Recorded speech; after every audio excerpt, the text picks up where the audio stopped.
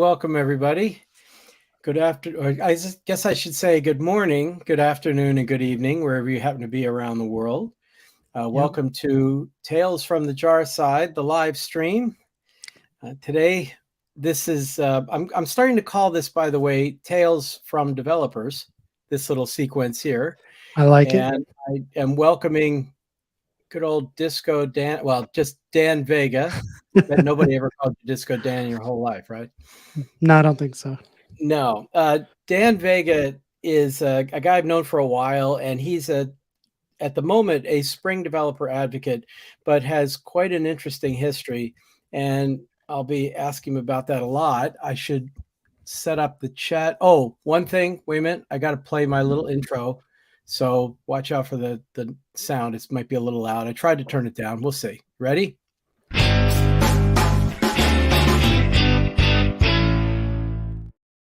See what you can do in Canva, right? Look at that production. I love it. Yeah, absolutely. Any rate, I have the chat window available, and we've got all these questions, or at least all these questions that I can ask you. So let's get started. So hey, Dan, how are you? I'm doing good.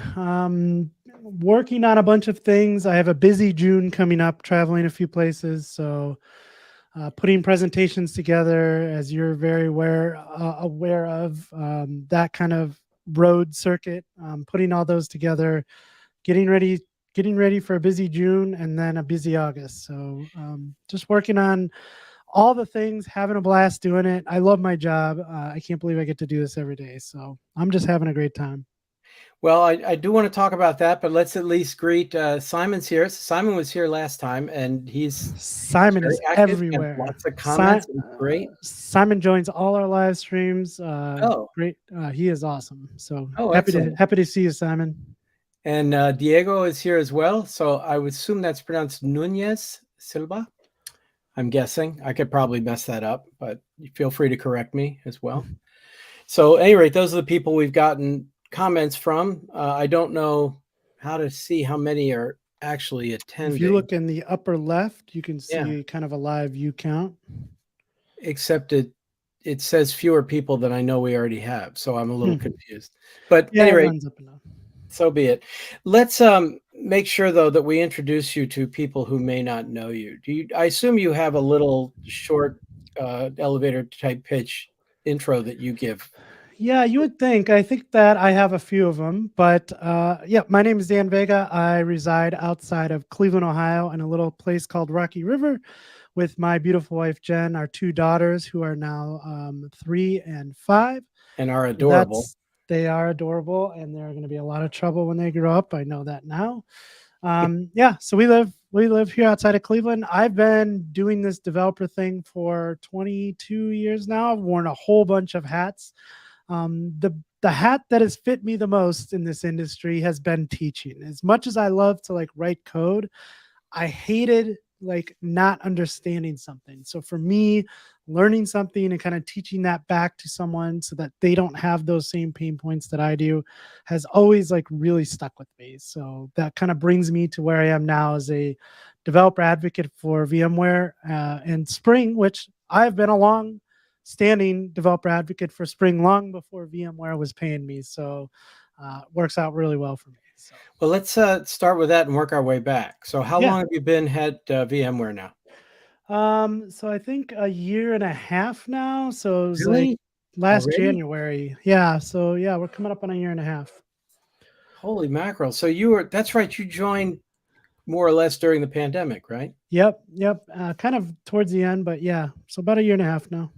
And what group are you in there? So we have a developer advocate group that is not just Spring developer advocates, but we have Nate, who's on more of the architecture side. That's Nate Shuda. Nate Shuda. We have a group that focuses more on some of the Kubernetes stuff. And then there's kind of Spring developer advocates, which is me and Deshaun and Josh Long and Mario and Jakob. There's a group of us focusing on Spring. So we all fall under Tasha. I don't know if you've met Tasha, but she is one of the best bosses in the world. Oh, wow. I'm not just saying that because she's probably not watching this. So Well, we're gonna have to fix that, right? Yeah. Well, I'm going to send her the replay for sure. Oh, okay. So, what are your? I mean, developer advocate is a big job. I mean, there's a lot It of is. different things that could qualify. There are a lot of different activities that qualify under that title. Yep. What have you been doing recently as part of your developer advocate job?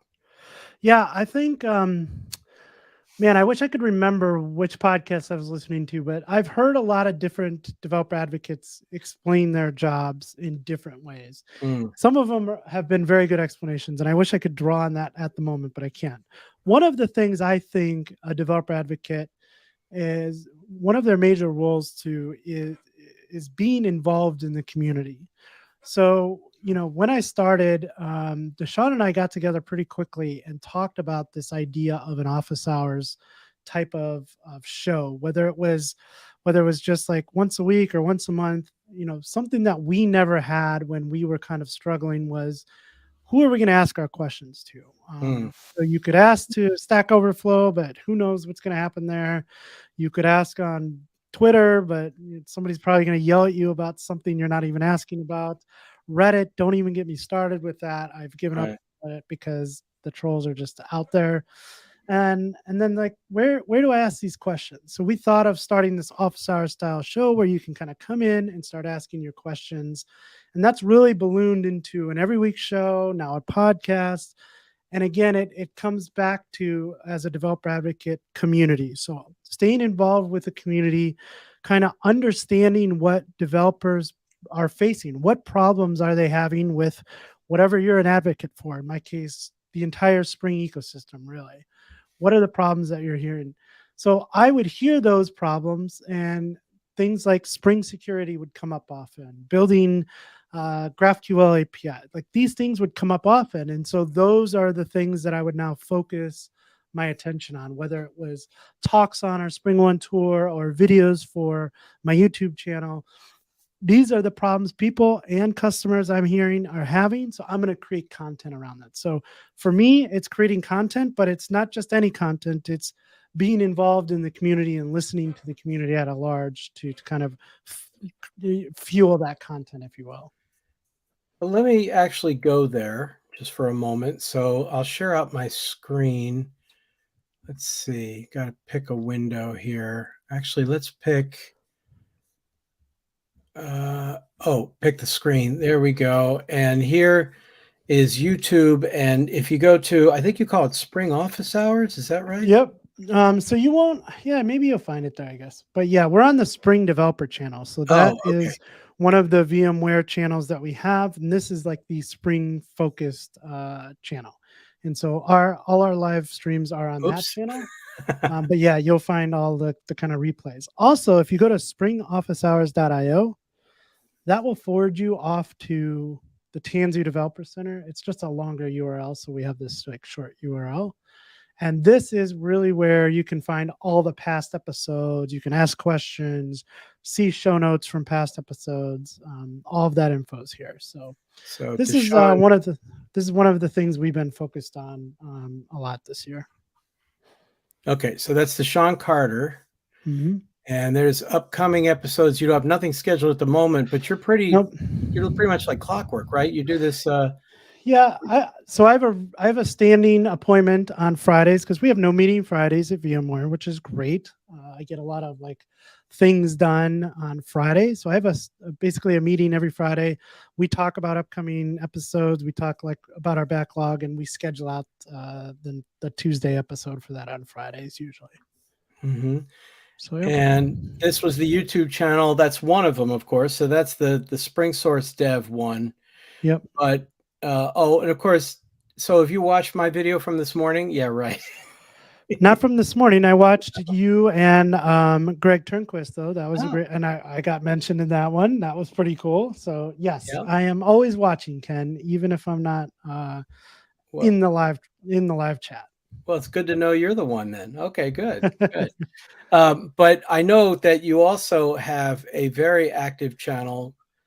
What's your channel, your personal channel called? So that would just be at Dan Vega. Okay, I was going to guess that, but I thought I'd see if you renamed it or something. And then actually you could see some videos or, oh, and that's the wrong Dan Vega, isn't it? Yeah, I'm not into music. So I mean I'm into music, but I have no music ability. Right. The ones we mentioned on the last live stream, I had just watched that morning was the Docker Compose one and the AWS Lambda one. Yeah. And the AWS Lambda one, I got to tell you, I mean, you did an excellent job, okay? But it didn't convince me to want to get involved in AWS any more than before because AWS just looks so complicated and petty and detailed. It just looks annoying, Well, actually. that particular video is just about them getting support for Java 17. Right, But I have some other videos on the channel on how to create Lambda functions in both Java and Spring. So with right. Spring, we have Spring Cloud Function, which allows you to basically write, platform agnostic functions. So you can then push it to Lambda, push it to GCP, whatever. Well, Um, here's Spring IO. I assume that's under all projects somewhere, yep, yep. So right? it's under Spring Cloud, and then Spring Cloud Function. So here's But Spring Cloud. Go ahead. You were saying? But I would love to maybe sit down with you one day and try to figure out what your holdup is there. So Oh, there is some definite use cases for functions as a service. yes. It's not for everything, but something I learned recently this year from Mark Sales, who's one of the advocates for AWS, is that you could take a whole Spring app and with a REST API and everything talks to a database and just dump that on a Lambda function. And most of the time, that's going to save you money as compared to something like throwing it on your own EC2 instance, right? Because that's up all the time. If you Mm. don't have a high throughput application, then you may not need it on all the time. So there are definite use cases for it. And as we always come back to, as Nate and I were talking about yesterday on our live stream, it depends. It really depends on the workload and the scenario, but there are good use cases for it. Oh, Nate was on the live stream yesterday. Deshaun is on vacation. So yeah, Nate joined me on Spring Office Hours yesterday, and we had a good talk about microservices and how to break a microservice down from a monolith. So it was a great discussion. Did you for that Spring Cloud one that you're talking about, the Spring Cloud function one, did you run it through the Gradle native compiler, or does it I do that didn't first? because we just got support for Java 17 on AWS Lambda, so I wasn't able to do that before. Now you can. But there's also something called AWS Lambda Snap Start, which allows you to get basically 10x performance without even having to do that.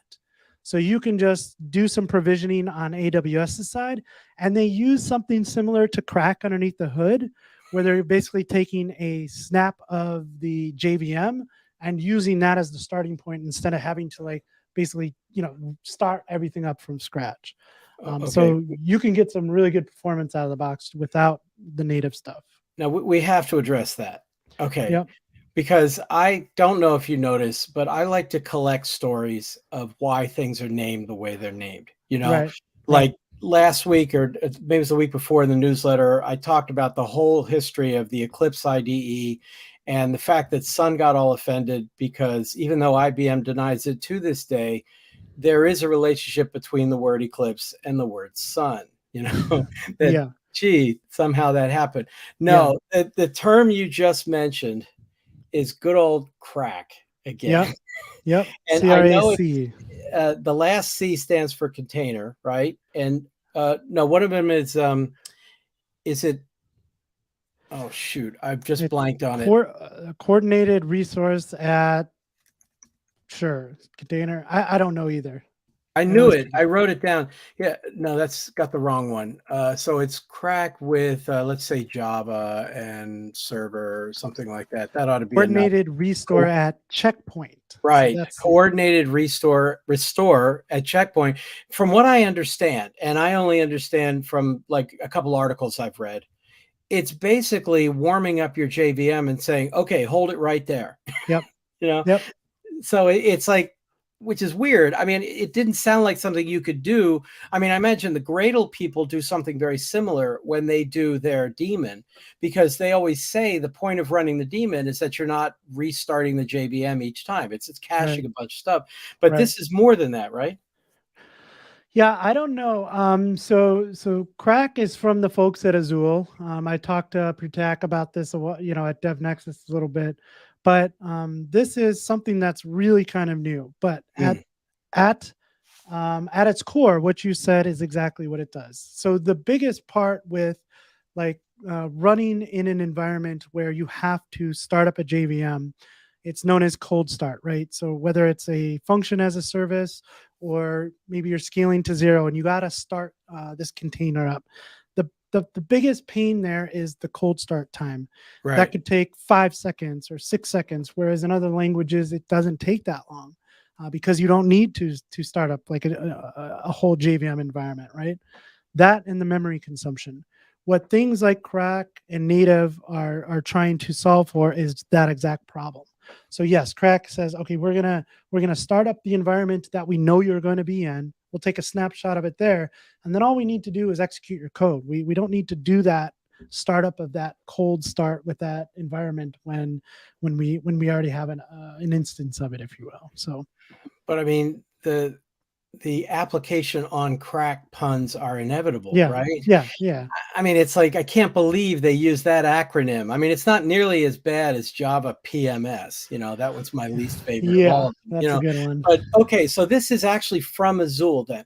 I Yes. saw, or I listened to Nate Shuda do his, what does he call his between? He always says it backwards. I always heard the phrase as problem is between keyboard and chair, hepcat. Right. But Right. he calls his podcast, his screencast, whatever he calls it, between chair and keyboard, or did I get it backwards? Well, I thought it was between Oh, keyboard he and says chair, keyboard and and chair. now Yeah. and now that you saying that, you got me backwards, so I'm not sure, but I it think it is is his is between between keyboard chair. and chair, right? It's between chair and keyboard. Sorry. Oh, it is? Because I Yeah. always had it, I got it the wrong way, or I got it off a poster somewhere years ago. Right. And then the idea was, I was listening to Nate talk to Stefan, and I can't remember his last name. Do you remember? Deleuze. Yes. Or no. Yeah, maybe I don't that's know how you, let's see, it was very French. Stephane, right? BLU, yeah.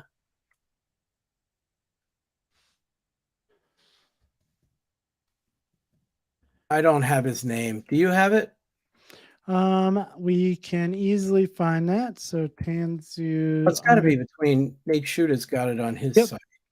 So that was the one with, oh, I don't think it's on his Oh, he hasn't backlog yet. uploaded it to the Right. VMware But I Tanzu believe that site was yet. Stefan Deleuze. And Yeah, I it don't know is if I'm on pronouncing that Deleuze. correctly. I don't remember exactly how to pronounce it. And of course, he's got an absolutely outrageous French accent, which, and and a humongous brain. That oh dude's yeah, really oh my smart. goodness. I understood maybe 2/3 of what he was Yeah. saying, Yeah. and it wasn't because of the language barrier, it was because it was, Right. deep stuff, and Yeah. he was discussing, crack, Hmm. basically, and Yep. as you say, it's got the same mission as the native compile stuff without sacrificing the JVM. I mean, the Exactly. problem with the native compiler is now you're compiled down to native executables, and you Right. lose your write once, run anywhere capabilities.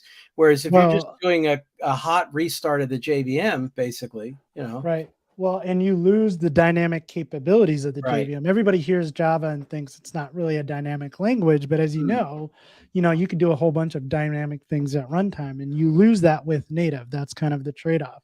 With Crack, you still can use those because we've snapshotted it. We're still using the JVM. You can still do proxies and reflection and whatever else you need to do. So So is that really exclusive to Azul at this point, or is it something that's a spec that everybody's going to be wind up adopting? I think that it's going to, I don't know the answer to that. I Mm, believe it's going to, I know Spring internally, there are some discussions on being able to take advantage of that as well. So I think you're going to see more on that later this year.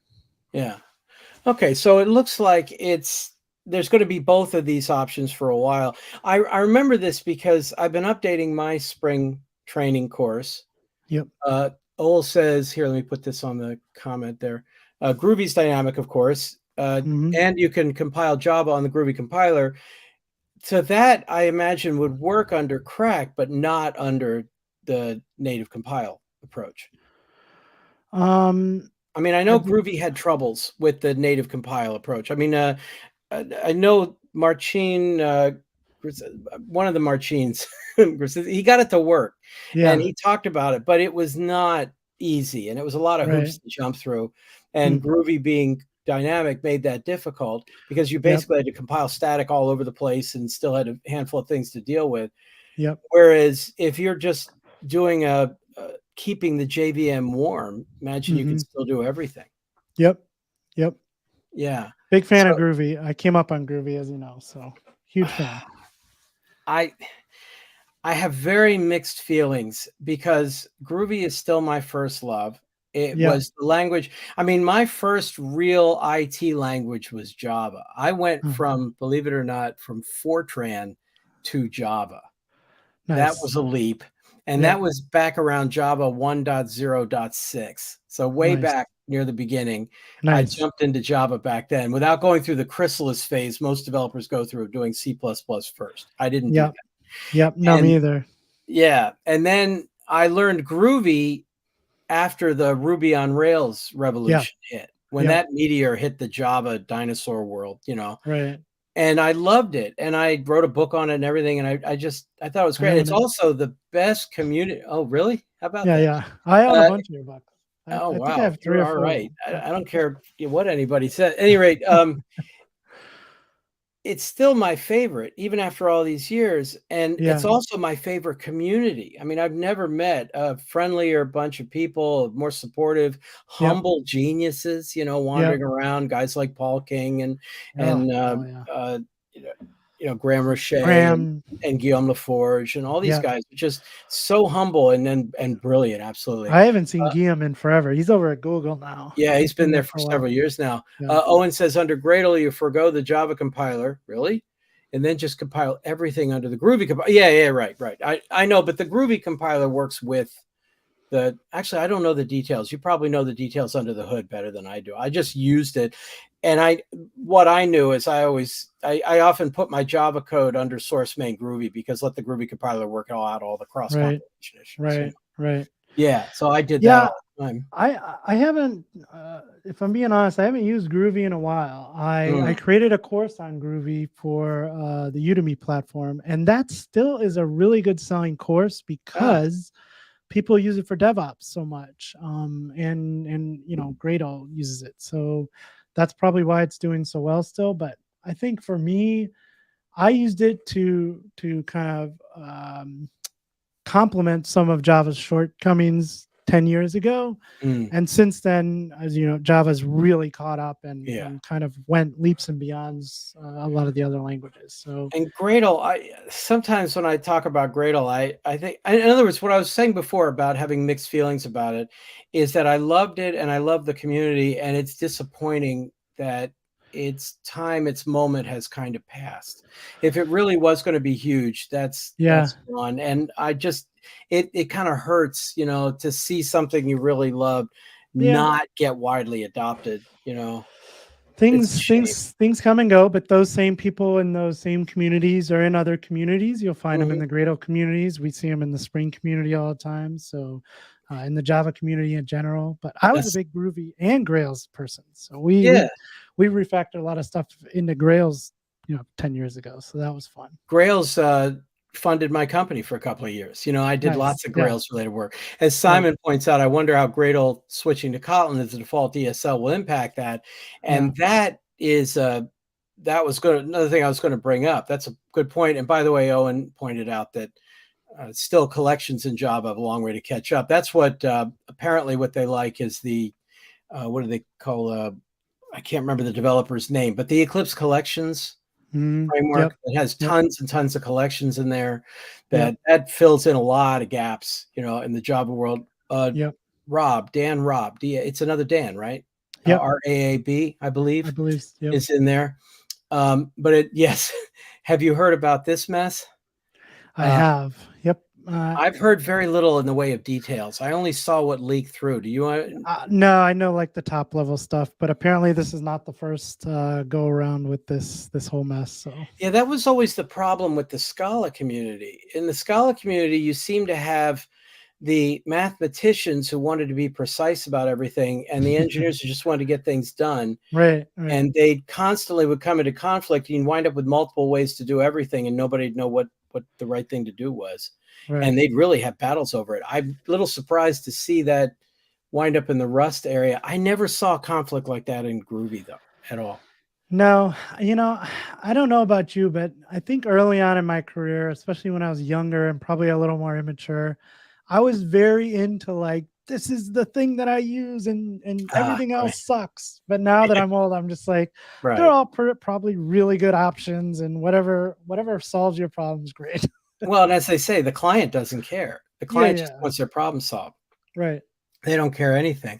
Yeah. Yeah, Owen's pointing out there's the dynamic capability. It's that you can use a literal list, if you will, and assign it to a set, and it becomes a set. If you do compile static, that wouldn't work. But if you just leave it at compile dynamic, which why wouldn't you? That works Mhm. just great, you know. Yep.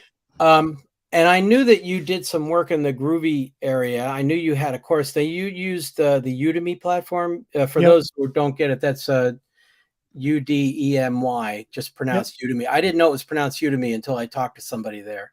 Yep, yep. I went to a conference for Udemy instructors, and like that was one of the big things. Like, how do you pronounce this? Because you hear Udemy and Udemy, and Yeah, it looks like Udemy, right? You know, oh, but yeah, it's yeah, Udemy. Yeah. yeah, So you to me, right? yeah, Is yeah, the basic idea. So yeah. why did you create a course there? And have you created courses on other platforms as well? Yeah, so I started. I think I've told this story, but I went to Spring One in I believe 2013, 2014 is where I first heard of like Spring Boot. I'd used Spring before, wasn't a big fan of it because of all the configuration and just like getting greenfield apps off the ground was a lot of copy paste stuff. And then I went to Spring One. I heard about it. Then I think I went to another one in 2015, and I was really there as a Groovy developer, as a Grails developer, to see the likes of Ken Cousins and Paul King and Graham and all everybody from Burt Beckwith, like everybody from that community. That's who I was there to see. Right. And I sat in on the keynote and got introduced to Spring Boot, and I'm just like, wow, this is awesome. This is going to solve all the problems I had with Spring. Was that the one in Um, DC?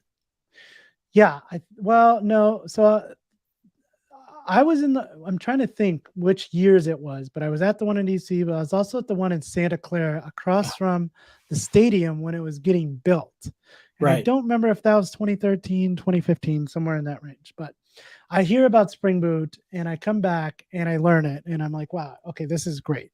Right. Not many people know it at this point.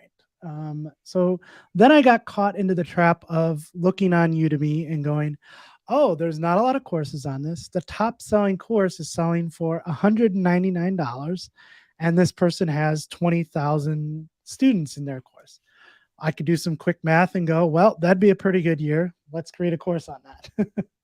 so I decided that one of the things I've kind of always tell people about teaching is that you don't need to be an expert in it. You just need to be one step ahead of who your target audience is. So now I'm one step ahead of my target audience, which is someone who's never used Spring Boot before. I at least know it. You don't. So we can talk about that. And there wasn't a lot of other content on the platform at the time. So I was like, I'm going to do this. I'm going to create a course. I created a course which was probably an iPhone 4 or 5 at the time, on a tripod. You can't even like see yourself in it. So I got to keep running back and forth to see if I'm in frame. Very good. I create this course. The content, at least the on-screen content, was good. The videos were like like A-roll, if you will, was not good. But the content, I believe, was good, and it taught people something. So from there, yeah, I created another like 6 or 7 courses. And the reason I started from Udemy is like I am not someone who has a huge platform. if you have a huge following, you can probably create your own course on your own platform. And if the idea is to get people to buy it, then great. But I didn't have that platform. So Udemy kind of gives you that platform. Hmm. It really just depends on what your goals are with the course, right? I have created courses on my own platform before, and they didn't sell.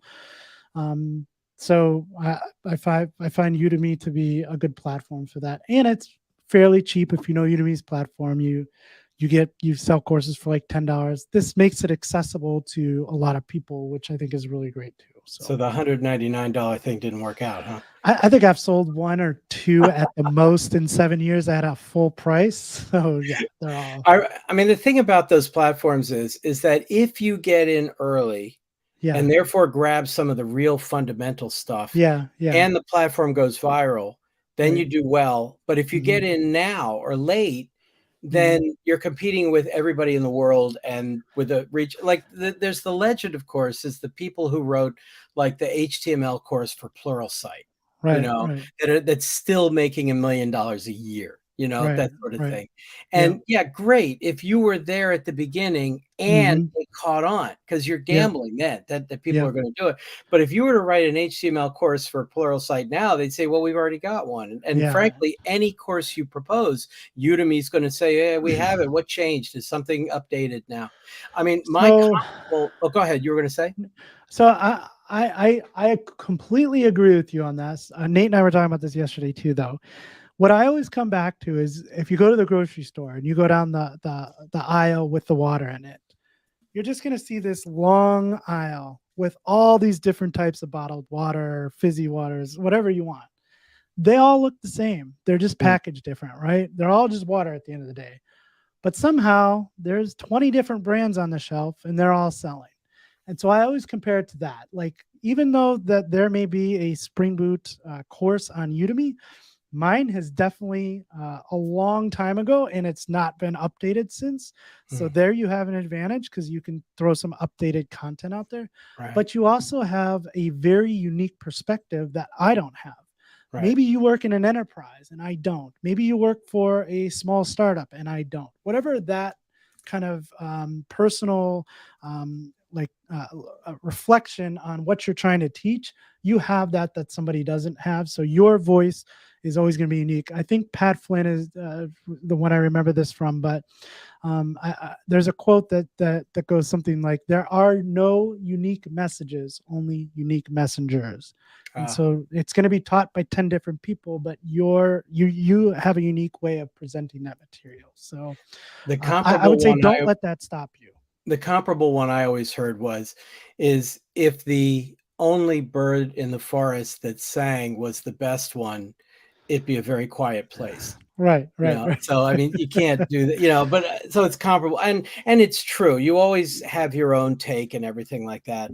Yep, But if in the entertainment industry, which is what a lot of this is, yep. you can make a fortune but not a living. You have to hit the right topic and it has to hit the right audience.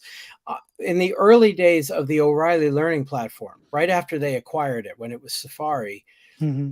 Neil Ford and Mark Richards recorded some architecture courses, Yep.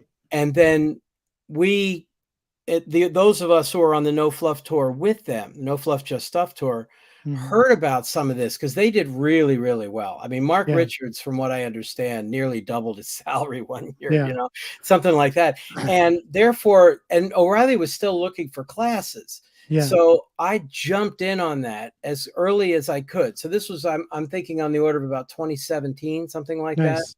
Okay. And I grabbed, I don't know, I think I recorded something like 8 or 9 courses on Wow. there, maybe more, 10, 12, something like that, because they Wow. had a studio in Boston, I and remember I was very seeing comfortable those on classes. Yeah. camera. So I would like take the train into Boston, stay overnight, go Yeah. into the studio, and in 2.5 to 3 days, I'd have a complete course recorded because Nice. I just talk to the camera and write my code. And these were talks I'd given 100 times, the training Right. classes Right. done over and over Yeah. again. Like that's Yeah. how my first course there was my introduction to Groovy, my Groovy Yep. fundamentals course. Yep. And of all those courses, the only one that hit, the only one that actually made a lot of money is the Spring and Spring Boot introduction. That's Huh. the one, and it's still, after 5 years, it's still cranking away, even though I've updated it twice and we're about to update it again. Yeah. That's the reliable one, but if I couldn't have predicted that. I wouldn't have Yeah. known that. I mean, Yeah. like I say, I've got a dozen courses. Some of them make me, $1 a month, something. Yeah. Yeah, and it's all about, validating those ideas, finding what interests people have. But yeah, sometimes it is you have no idea. You're just throwing Yeah. stuff out there and see what sticks. Yeah, I mean, it's just really different, and of course, the rise of the web has changed a lot of this now too, because now I think the biggest tutorial platform on the web is not Pluralsight, it's not Udemy, it's not any of them, it's YouTube. Yeah, There's I just mean, tons and tons of tutorials on YouTube. The thing is again, everybody's aiming at the basics. Everybody's going mhm, for that low, the inexperienced developer, and here, if you just search for whatever it is tutorial, right. which one comes up first and that gets all the hits. Yeah, so I have a pretty unique perspective on this as somebody who consumes content and creates content on there. Yes. I often find that if I find a tutorial from somebody who teaches and it's a tutorial I like, yeah, I'll go look on their channel to see if they have other tutorials. But if they have a whole course wrapped around that thing that I taught that I was looking for, Mhm. I will certainly pay for that course because it's the content from someone I like all packaged up into a certain, curriculum, which Right, which I would enjoy. right. So yes, YouTube is that big, but I think there's still a place for courses. Now, YouTube is launching a course platform this year. It's Oh, I didn't actually know that. already started in India, so it's available in India now, and it's basically a way to create courses and monetize those courses on the platform. So you could have one video that kind of gets somebody interested in, say, Spring Boot, and then you can go ahead and sell a whole course on YouTube, which I think is the missing piece for them to get into that kind of market. If you, hear of an opening, my problem right now with YouTube, my biggest, we'll come back to that comment in a moment. Yep. My biggest problem with YouTube right now is I don't have 1,000 subscribers yet, and a lot Yep. of things turn on. Even if you don't get to monetization, just there's a lot more capabilities, things you can do once Yeah. you have 1,000 subscribers. So Yep. I've got, I'm about a third of the way there, it's gonna take time. So if you hear about something on Yeah. No, please no, let for me sure. know, because Yeah, you I only will. have, what is it? Okay, so if I have 300, we tried this last time and I kept getting it wrong. So 10 times would be 3,000 and 100 times would be 30,000. So you have 100 times as many subscribers as I. All right. Well, I mean, it's a starting point. You got to start somewhere, and yeah, at first it's hard to get that first 100, to get to 300, to get to 1,000. Like that is the uphill battle, but that is where you are learning to kind of perfect your Yeah, craft. And yeah. even though you've created videos before, you haven't created them for YouTube, and YouTube is a different monster. So this is a great time to like not worry about those numbers and just keep playing around and seeing what works for you. Well, But I don't yeah. need your pity. It's not pity. Kidding. It's I've I walked don't want I've that walked the reality path. either, though. I have no patience for that kind of reality. That bothers Uh, me. So I have I'm all the impatient, patience. Yeah, but I it have all it of it. doesn't matter whether I'm impatient or not. I True. have no choice in how quickly it'll happen. That's true. They do estimate, by the way, that the average channel that gets monetized takes 2 years to do it. That So seems yeah, I don't 22 months is what I heard was the average. that sounds about right. Yeah, Yeah. 100 videos, 22 months maybe. Any rate, so Owen pointed out, what are your thoughts on modern conversion from engineers to tool users, i.e., the blacksmith and the bookkeeper problem? Now, I'm not familiar with the blacksmith and the bookkeeper analogy there, but I can say that when I was a career changer, and when I was in actual engineering, not what we call engineering, which is IT stuff, but when I was in aerospace engineering, then that conversion was well underway, because when you did anything numerically on a computer, you were using libraries all the time. And Mhm. really what you were writing was a driver to drive the libraries, Yeah. because nobody wrote their own numerical processing stuff. They had libraries. Right. Right. That's why I was stuck in Fortran, because that's where the libraries were. Right. And you just basically write a driver on that. And the thing is, though, is you still need understanding. This is another topic, of course, we're inevitably going to have to talk about, is the AI stuff, Yep. because the best analogy I've seen was given in connection with AI, and it said, if you ask a computer, if you ask an AI tool to add 5 plus 7, it'll probably get it right because it's been generalized from plenty of web pages that have 5 plus 7 on it. But if you ask it to add any 3-digit numbers, it could be wildly inaccurate because it hasn't seen those on some web page somewhere and doesn't generalize well from that.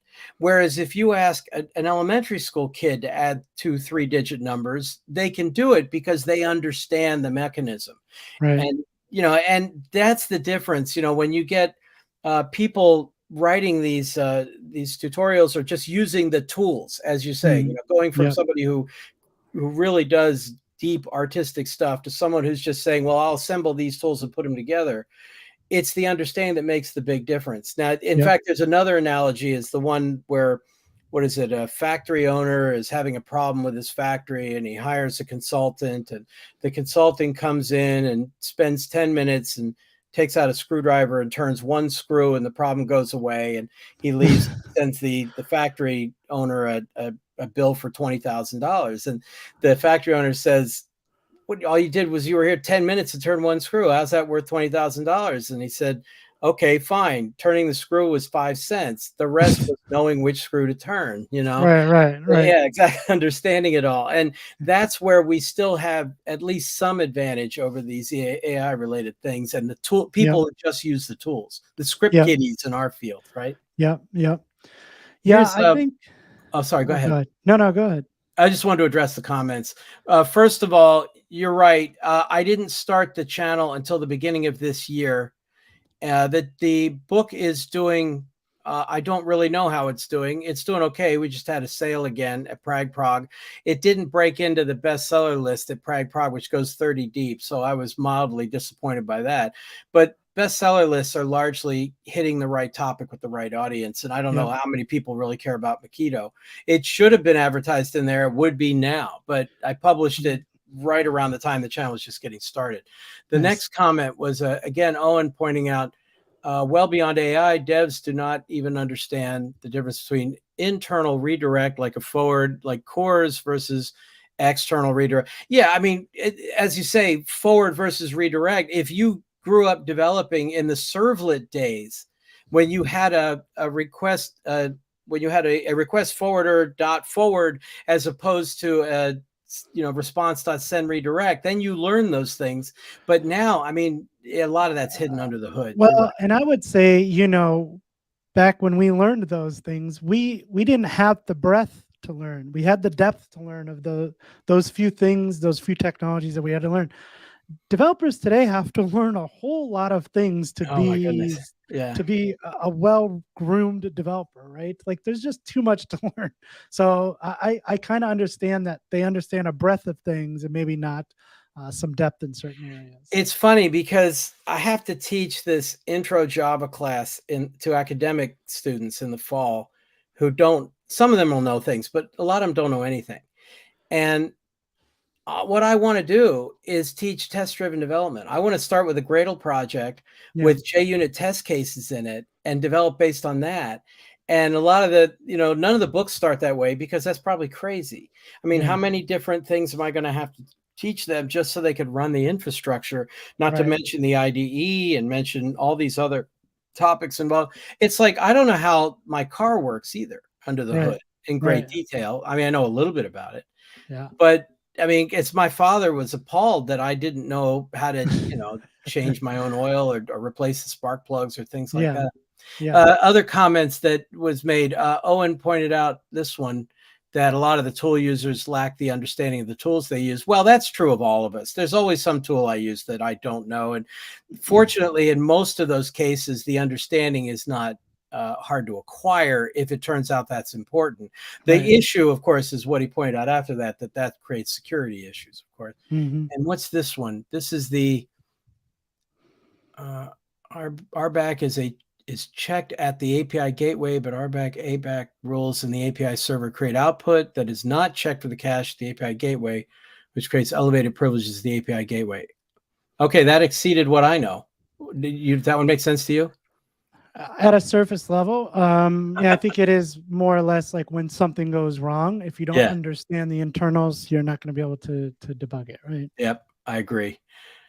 First need to teach security first prior to API first. Well, yes and no. The problem with security is that coding is a happy job. Teaching is a happy job because you make things happen that didn't happen before.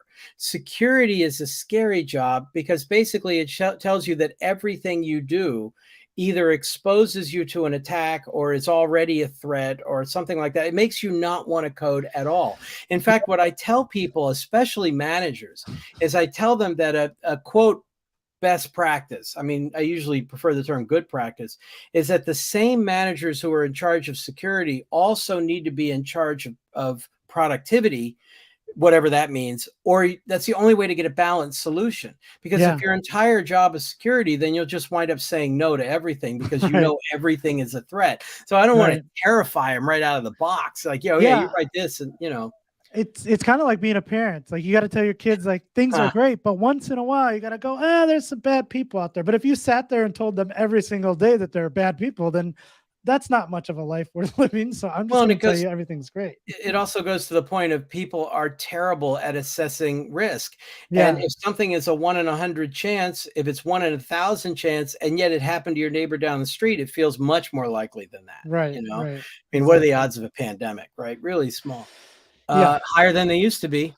So That's right. apparently Trisha and Helen's, it's one L, by the way, that the book that Simon's referring to is their self-published book on LeanPub on IntelliJ idea. Oh, you got it right there. Aren't you good? Getting to know and hold it. It's having Focus. trouble There focusing. we There you go. go. Getting to know IntelliJ idea. I have it as an ebook. Yeah. So I love their books. Some nice tidbits in there. I even saw Josh Long being invoked for his IntelliJ knowledge during one of the Spring IO videos. Yeah, I mean, I learned IntelliJ partly by watching Hadi Hariri do his videos on, okay, I'm going to show you 100 things in IntelliJ. And those videos took me Yeah. hours to Yeah. Yeah. watch because I keep hitting pause and say, I got to try this. I got to Mhm. try that. How did that work? And I was just lucky that he was doing the Mac shortcuts and I happened to be on a Mac, so I could Yeah. watch that. Yeah. You know? You know what really got me into video too was I like reading books. I like consuming information from books, from blog articles, from videos. I think one thing that's always stuck with me with videos is just watching someone else like perform their craft. Mm. And when it comes to programming, you use different tools than I do. Somebody else uses different tools than we do. And even if it's on a subject I know well, like creating an MVC app in Spring, I know everything there is you need to know about the basics of that. I will still watch a video on that though, because maybe I get a 5-second tidbit about a tool that somebody's using that I didn't know about. Mm. And seeing how somebody has like set up their IDE or a shortcut that they use, like those things are always what like videos pull me in for, is just learning those small things that other people use in their day-to-day operations. Yeah, I like watching live coding as long as it's planned, you know, because there's people who can live code and there's people who think they can live code and Yeah. wind up, you know, doing 10 minutes worth of content in an hour, you know, because Yeah. they're fumbling and they're stumbling around and they make mistakes and they have to debug it. Whereas Yeah. if they're good at what they're doing, they can go quickly and then hit a small error, fix it, show you what the process is, and go on. So when I do live coding on my No Fluff Talks, because I like to live code these things, Yeah. I make sure I have a backup, you know, that's ready Right. to go. Yeah. Plus, I don't like to. The problem with live coding is you can only go at the pace that you can code. This Yep. is my problem with Venkat. Venkat Subramaniam, I like much better than. I mean, I watch Josh Long. Okay, I do, Yeah. but and that's fine. And Josh is good at what he does, and he's exceptionally good at a lot of the Spring stuff. But Venkat can code anything, you know. Yeah. The problem is Venkat doesn't use tools that help him. Right. He basically is using the It's terminal. Mac equivalent of Notepad. I mean, he's Right. really doing it all with his own shortcuts and stuff. Right. And that means if he goes down a wrong path or he stumbles, he's got to delete it all and try again. And he's really clever and really good at covering it up. But sometimes I just want to go, look, get on with it. I mean, if you already had this prepared, we could just see the answers Yeah. there, Yeah. you know, so you never I know. I would agree with you that the live streams where it takes too long to do something is Right. not as valuable. I also agree though that there's a lot of value in Yeah. watching someone else fail, because Oh yeah. you watch these produced YouTube videos, even like mine, like they're all perfect because we've scripted it, we have everything ready to go. You don't get the insight as to when something goes wrong, how is my thought process about Right. debugging this issue, how did I ultimately come up with the solution. So for that, I love watching live streams in that sense. Yeah, so it's a balancing act, like It all of is. these Yep. things. And the Android stuff is particularly difficult on that, by the way. Just Yeah. my experience is because the problem is Android has evolved in such a way that it is not simple to do simple things. You can't live code an Android app from scratch and get anywhere in the first hour. I mean, it just takes too long to Yeah. get anywhere that's where you want to start. So that's why if you look in the Android training from Google, they always have these code labs that start with you checking out a GitHub repository so that you've got the starter code already Right. set up, because it would just take so long to build that up. Well, it sounds And there like was they need a start.android.com, like the Spring Initialize. yes, very good. You should tell them. Yeah, Venkat's good with the coding, and by the way, good to see you again, Anbu. And Owen said this is why GitHub issues are so valuable to read through if they're well written. Yes, because some of them really are. I agree, Yep. and that can be very helpful on Yep. that. But let's actually shift gears a little bit All right. because I want to talk more about well, you actually, the fact that you're here, that was All very right. kind of you to come and join. Actually, let's start some somewhat silly questions. All right. First of all, let's developer related. What is your IDE of choice? Are you an IntelliJ person? Are you Eclipse? Are you? What was your history with these things? I have a long history, but yeah, IntelliJ is what I use the most. I also use Visual Studio Code because I do a lot of front end development, Yeah, and you I do find Vue, right? That's your favorite one. yeah, so I'm using Vue and Nuxt and Vite and like all these like tools on the front end, and there's some really great plugins for that on the in Visual Studio Code. So Do most you of the have time I'm in IntelliJ though. do you have GitHub Copilot integrated in your I IDE? do in both of them, in both GitHub, in both Visual Studio Code and IntelliJ. I use it. I try to turn it off for when I'm recording some type of screencast though, Uh-huh. because a 30-minute tutorial will ultimately just turn into what was that thing suggesting the code to you? And I'm like, that is In not the fact, point of this video. I went through the same debate. I kept thinking, I'm going to turn it off for the video. I'm going to turn off my training classes. And Yeah. then ultimately I went, no, I'm going to leave it on because it'll show me what it's proposing. And Yes. it's wrong just enough for me to say, oh, see, this is what's proposing and that's not good. So you still have to understand the concept. But when But it's right, it's really fast. yeah, and it's really fast. And if you've already written this project, so let's say I write a Oh, tutorial and then it's something that I'm going to present, it has it down to a T. It knows exactly what I want to type because it's already had that context of me typing that out. So yeah. it's been Owen's got great. this idea of politically speaking thoughts on Copilot usage on unlicensed code. I Yeah. mean, I don't, I That's usually only use it on my own code. So I haven't yeah. run into that issue very often. How about you? Yeah, I mean, I would think that we could do a whole show on that. I There are pros and cons to both sides of that argument. I happen to love it as a developer. Obviously, it makes me more productive. So Yeah. until I find a reason not to use it, I'm going to keep using it. I agree. Simon points out the presentation assistant plugin inside of IntelliJ is, I mean, that's Yep. absolutely necessary because there are going to be people that are on Windows or on Linux and they need to see the shortcuts you're using. So I Mhm. always turn that on. But I like using the Copilot shortcut partly because if when I hit a space, it'll show it to me without me accepting the code, Right. and we can talk about it in class, and then I Right. can accept it. And Yep. it really does speed me up on those Yep. sorts of things too. Yep. For that also, I use a lot of IntelliJ's live templates. So if I'm giving a talk on, say, Yes. Spring Boot 3, and I have some like pre-baked code, Yeah. if it's something longer that I don't want to like have people watch me type out, I will just create a live template. Then it can spit it out. Now we can talk through it without having to watch me type it all out. Which So those reminds are me, great. I saw you do something in one of your videos. Do you have your own live template called dot AutoWire? No. So that is a feature of IntelliJ. That's So a post-fix completion. That yes. auto wire is already in there. Yes. Oh my So goodness, I never it's a noticed. newer version. So if you basically have a like post repository and then you have a method that is going to return post repository something, I got to you just stop you post there. retire and it just Post pulls it in. repository. A post is an HTTP verb. Please call it something. Post is a blog post too. I know, but it's an HTTP verb. It's an overloaded term. Anyway, I'm sorry. Go back to what you're saying. So if you have No, your no. post repository and you just hit dot auto wired Yeah, on, if you say post repository dot and then AutoWire, it will basically fill in for you. It'll create a final variable. It will create a constructor with that as the argument to the constructor, and then everything's set up ready to go. And as soon as I hit dot, I now have all the methods on the post I repository. mean, that one thing was as valuable as anything you said in Yeah, in, yeah. in the, That's what I said. If you, whether it's a talk or a YouTube video, if you can get one thing out of it, then my job is done.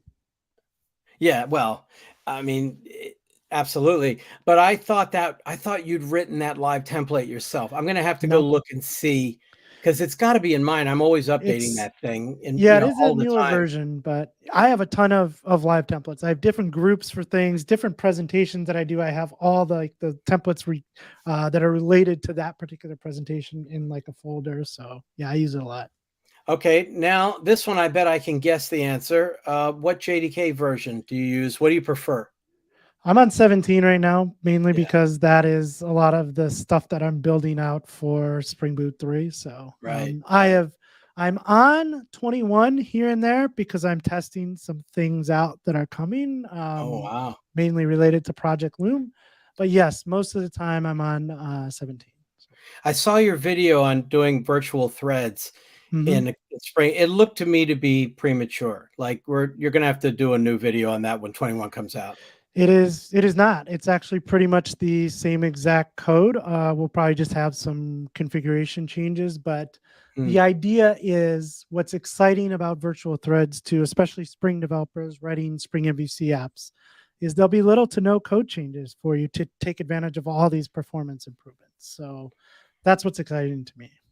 Okay. I used to ask people whether they use GitHub or some other Git product. I assume Yep. you're on GitHub because so GitHub, Spring. yep. Yeah. All my personal stuff is on GitHub too, and it has been for probably 10 years now. So Yeah. I did have a SourceForge account back in the day, but Oh don't have it wow.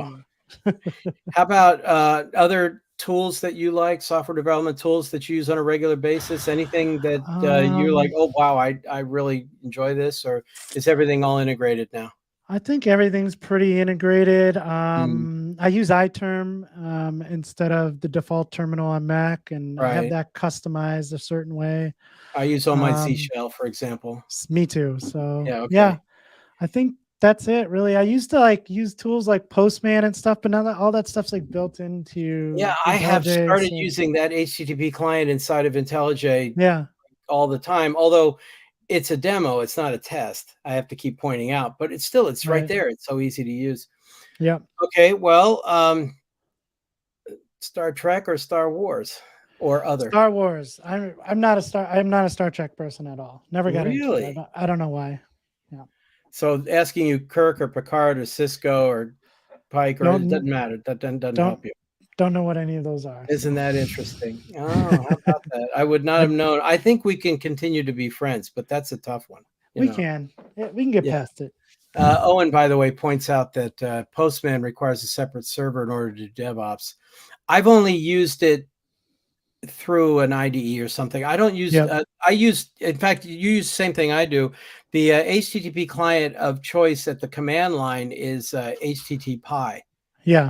Yep. HTTPIE. That one is really Love it. It very just developer cuts down friendly. on all the typing you have to do. So Oh, we have another comment from a new person. They said, "Oh, gee, I should have read it before I put it up there. That's all very self-serving for me to share that." no, it's not. That's great. Well, It's great to hear. I'm guessing. Could you let me know in the chat if you don't mind how to pronounce your name the correct way? Because I was going to guess, and I thought, you know what, I better ask. And it's the only way I learned. So please feel Yep. free to correct me on that. I'd love to know. And oh yeah, Simon. Yeah, I totally love HTTP is really that's my one of choice. Except even I'm not using that as much as I used to because I'm using the HTTP client Right. inside of IntelliJ Yep. inside there. Okay, do you listen to Demilad? Is it Lad or Lade? Demilad. Oh, Simon says switched over to IntelliJ for the most part. You can just toss it in your Git repo and Postman terms. Oh, teams or terms are pricey. Yeah, I have the mixed advantage disadvantage of being a one person company, so Yeah. I don't need team support, for any of these things. But Right. you know, But that's a great point. That's one of the reasons I do love the HTTP client, because I can create a file right in the project and I can push it to Git. And so if you're following along, you don't have to type all that out. You get those right out of the Git. So. That's a really good point. Yeah. Let's see. Do you listen to music when you code, or do you just Yes, most you of the do? Do time. you have a genre? Do you have something you work with? I'm all over the place. I live by the rule of ABC, anything but country. So. Oh, we have both kinds of music, country and western. No, that's not you. Huh? Yeah. That's Okay. not me. Yeah, I'm from the '90s, so any rock, hip hop, I'll listen to everything. I really enjoy. I have this app called Fit Radio, and I use it for exercising. So when I'm running Oh, or lifting weights, and it's basically DJs who like mix songs together, and I like that because it's like I'm not listening to an entire 4-minute song. It's like the highlights of 2 minutes of that 4-minute song, and then they mix it into another song. So I'm really big into those kind of mixes where I'm not like on the same song for 5 minutes at a time. you millennials! I swear. I mean, no Ken, attention span. I'm an old man, so Not by some standards, okay? I mean, yeah. I'm a boomer here. I'm at the very tail end of the boomers, very tail end. But if you want to roll your eyes and say, "Okay, boomer," I have no real defense. Always pointing out curl could be used everywhere, which is true. But anything I would do with curl, I'd rather do with HTTP. Yep, same. Yeah, the syntax is so much cleaner, so much less confusing. Yeah. Things like that. I'm trying to see if there's anything else I had in mind to ask you about. Oh, have you, speaking of those AI tools like Copilot and everything, have you used any of those text to image generators yet? Dolly, Midjourney, So whatever, yeah, I use Stable Diffusion? Midjourney. I actually pay for Midjourney, although I'm not using it a lot. I've been just messing around with it, trying to like see if I can use it. So I think one of the biggest things when it comes to the AI stuff is, I'm a big believer in a huge soft skill that you should have, especially in the world today, is the ability to adapt. And again, I'm not in the camp of AI is taking all of our jobs. Like it's going to take some jobs, but as a developer, I'm looking at some of these things going, these are tools. As a content creator too, I'm looking at these things going, these are tools that I can use my existing knowledge in, be a more productive producer of content, of code. And so I'm looking at all these tools like everybody else, trying to figure out which ones are going to work for me. And I find a lot of them work for me in my day-to-day stuff. But I haven't found a good, yeah, I was trying to use Midjourney to create thumbnails for YouTube, and Right. I just have not like been able to like figure that out yet. And I also don't have enough time to devote to it, but I I would think like to keep going thumbnails, down that road. I don't think that's the right use case because No. thumbnails are too important. You have to create Yeah. something that really appeals to a broad audience and everything. Yeah. I've learned that now. I've really worked on that. Yeah. Um, I would think though that if I needed an illustration for a blog post or if I Yep. just needed some header to show Yep. somewhere. Now I played with Stable Diffusion because that's open source Yep. and there was a front end. I can't remember what front end I used, but it was a download that made it really easy to work with. Yep. And all I did was just go swimming in the uncanny valley. That's what I call Yeah. it because it was everything I generated was so creepy. I went, I not only do I not want to use this, I want to go lie down for a while. I mean, this was just too bizarre because of course I kept trying to give it weird ideas and stuff. Yes. I Yes. had like I think it was the Beatles playing a concert during the fall of Rome during Right. Julius Caesar getting stabbed in 44 BC or whatever, and that you Yeah. should see the weirdness that came I out of that. believe And it. I was like, Yeah. oh my, but I imagine, I mean, I feel like even though they came out first, they feel like they're a generation earlier than where the things like Chat GPT or GPT-4 especially is Yeah. Yeah. instead. I feel those are way ahead of it. Yeah, absolutely. I mean, at least for at least, yeah. I mean, for the things that we have to do day to day, yeah. I Some of those tools like Midjourney can create some really impressive art. And there's now, the same thing we talked about with code, like borrowing code from GitHub repositories. Mm, Now you see it in the art space too, like create an image based on this particular art style right. and spit it out. Like now what kind of copyright are we getting into there? Well, Chat or GPT-4 will script your video for you, you know? Right. But I don't know. I just feel like the results coming out of that, maybe it's my own inadequacies, but I feel like I'm waiting another version for those. Let me Yes. give it 6 months because that could make all the difference in the world. Now here's another hack that you can do. You can use GPT-4 to write those prompts. The prompt, yeah, Yeah. yeah, Yeah. yeah. I haven't gone that meta yet, which I And will. don't get me started. The two words I hate hearing, right? I don't know why I cringe when I hear this, are prompt engineer. People, like younger people right now, are trying to become prompt engineers, like good at, to me that is like, hey, you're good at googling something. Like this should just be a skill we all have. Well, it's a Please do job not start title creating those titles. that's got a 6-month lifespan, right?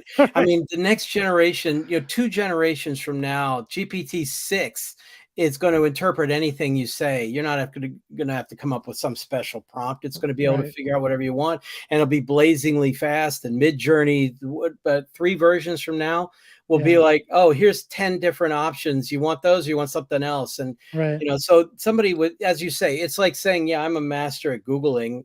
And Yeah. it's like, yeah, good luck with that. Yeah. Yeah. Yeah. So, by the way, Owen pointed out that HTTP requires Node. Is that really true? I don't remember having to install Node to use that. I mean, I always have Node installed, so Yeah, so maybe you're right. I don't know. I'd have to take a look. Now, Simon said, I'm Simon surprised. says. I know. I heard myself say it, and I was going to stop. I wasn't going to point it out. At any rate, was surprised not to see more voice to sign language projects. That's a very specialized area. So for all I know, there could be a lot of activity in that area, and I wouldn't have run across it. But yeah, that seems like a very natural idea. That should be just another Google Translate. Yeah. Does Google Translate translate to sign language? That would be an automatic, wouldn't it? There are so many cool applications coming out with all of these technologies. So I'm excited. I'm not in the camp of being threatened. I'm more excited than I'm worried. So, Hey, and Owen, you were able to post a link. We weren't able oh, to do nice. that last time. I don't know why not.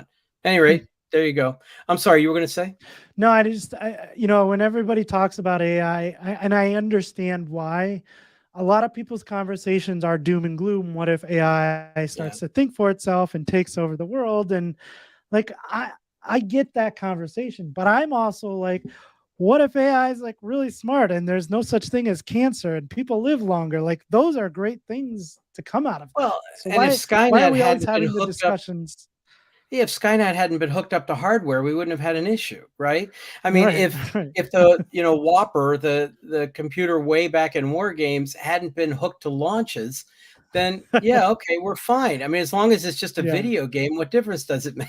Because right, right. the doom and gloom scenarios with AI are always like, oh yeah, what is it? I think it's the paperclip problem when they tell Oh, it to make as many I love paperclips that as one. possible, and it pulls Yeah, all the resources from everywhere in the world, and yet countries producing paper clips and stuff. It's like, if they don't have the power, then I think the real danger with AI, as I've said multiple times, and it's not original, but this is how I say it, it's not that AI can do your job, because we know they can't, but it's that mhm, your manager will think AI can do your job, and therefore right, they will try right. replacing you with AI tools. Did you hear Yeah. about that one that happened last week, where I forget which it was a helpline for a particular problem. I don't think it was alcohol. It was some helpline, and Ooh, the workers formed a union, and the owners responded by firing them all and replacing them all with chatbots. And now, of course, they have to go back and say, "Yeah, we apologize, and that's not going to work," and on and on. yeah, But yeah, that's what I'm worried about, is that tons of executives are salivating at the idea of laying off all these expensive, problematic employees and replacing them all with AI tools that can't do the job. But can they yeah. do the job enough? And the Mhm. answer might be, and again, as long as you're focused on short-term results and don't care about Yep. long-term, we'll see. That's the thing to watch. Yeah, and I don't again, I think a Eating great skill disorders, that yes, you here Simon pointed out, it's an eating disorder, right. Oh, gotcha. Yeah, that's not good. But I think Mhm. like in this, especially in our industry, you have to be able to adapt things changing. So as long as you can keep an open mind and never say, I'm on this path and this is the only path I'm going to stay on, if you can adapt to things that are changing, then I think you'll be fine. The way I interpret it, the way I say it, is that what's definitely clear right now is that a developer with those AI tools is going to be able Mhm. to compete very well against a developer without those AI tools. Whether you can Yep. take the developer out of the picture or not, a developer who knows how to use these tools is going to have a competitive advantage over those who Yep. don't. And while we can I talk agree. doom and gloom and all kinds of problems, it bothers me that the vast majority of discussions like that are being held in a vacuum by people who don't really understand what they do. So Yep. I try not to get involved. Yeah. Yep. Okay. Any other topics or well, let me ask you this way. What do you got coming up? Where are you going? What are you doing? What's coming down the future? Publicly, I am going to Kansas City in June, so Oh I'll yeah. be at Oh, is that KCBC. KCBC? Yeah. Yeah. So I'm looking forward to that. I'm giving a intro to spring with Deshaun. We're doing a workshop on that. I'm also doing a conference talk on Spring Boot 3 and beyond. I have a few client customer presentations that I'm giving in June.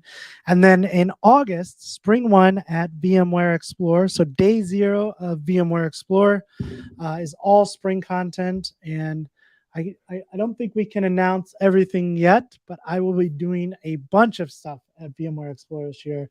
I'm really Is that it? excited about all the things that is in Las Vegas this year. So Yeah, we that's moved right. from San Francisco to Vegas. That's happening on August 21st through the 24th. So if you are still watching this before June 6th, you can still get the early bird pricing. So go ahead and register for that and come see me. And we're going to do a bunch of things. Deshaun and I are going to do like a 5K run early in the morning. So it's like not hot. We're going to do a live spring office hours there. And then Nate and I are going to golf. We're not going to do it for money because I would lose all my money to Nate because I'm not a Oh great yeah. golfer, but I enjoy it. So we're going to have some fun with it. Speaking of golf, did you hear about Rose? How do you pronounce her name? Zhang. Zhang. Have you heard of her? No. I just ran into that name this week. There was an article in The Athletic about Rose Zhang, and basically she is a 20-year-old female Tiger Woods.